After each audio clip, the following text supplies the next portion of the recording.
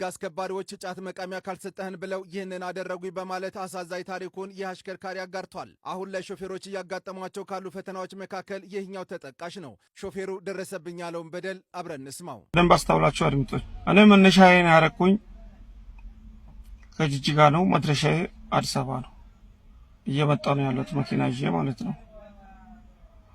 መንገድ ላይ ያለው ትንቅንቅ አይወራም። አዋሽ 7 ላይ ደረስኩ። አዋሽ 7 ላይ ከላ ደርሼ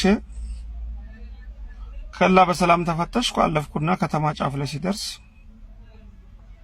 አንደኛው የትራፊኮች ኃላፊ ነኝ ይላል፣ አንደኛው ሌላ ትራፊክ ነው።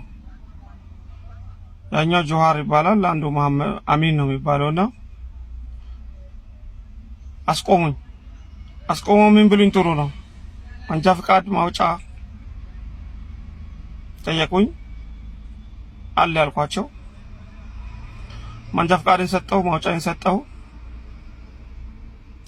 ቦሎ አሉኝ አሳየው። ሶስተኛ ወገን መንገድ ፋንዳ አሉኝ አሳየዋቸው። የጎደለ አለ አለኝ። ምንድነው አልኩ። ጫት የቃምኩ መታላል። እኔ በተፈጥሮም ጫት ቅሜ አላውቅም፣ እኔ አልቃምኩም አልኳቸው። እየቃምክ መታል አልቃምኩ። አንተ እየቃምክ መተህ እኛ ምንም አልቃምንም አለ።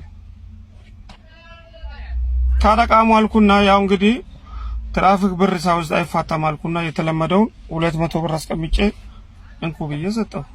በ200 ብር ጫት የለም በ1000 ብር ነው። 1000 ብር አንተ አለኝ። 1000 ብር እኔ የለኝም አልኩ።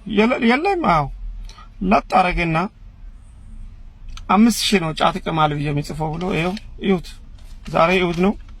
በደም ተመልከቱ፣ አንብቡ። ይኸው ምን ይላል ማንበብ ትችላላችሁ።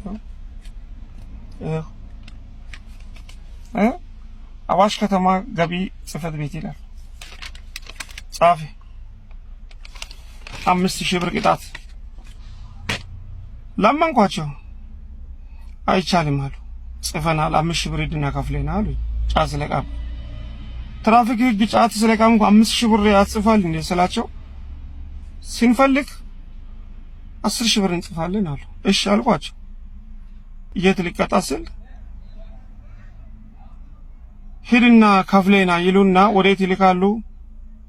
መሐመድ ኡስማን የሱፍ የሚባል ሰውዬ ጋር ይሰጣሉ። ሄድኩ። በመሐመድ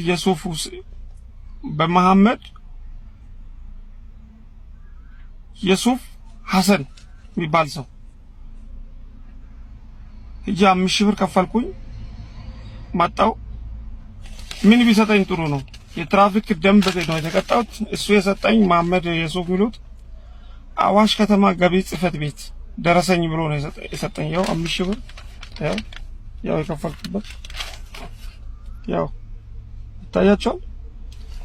እቼ ነው እሁድ ነው ዛሬ ነው እኔም የለቀቁኝ ዛሬ ነው። እና 5000 ብር ከፍያለሁ ስል 5000 ብር እኮ ለመንግስት ነው ከፈልከው፣ እንደውም 5000 ብር ጨምርባለሁ አለኝ።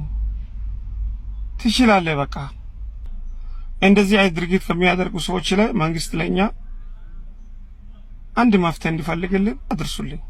በቃ ማሮናል፣ መኖር አልቻልንም በገዛ ሀገራችን ላይ።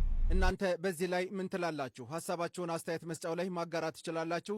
ቀጣይ በቻናሉ ላይ የሚቀርቡትን መረጃዎች ለማግኘት ፎሎ ማድረጋችሁ እንዳትረሱ። አመሰግናለሁ።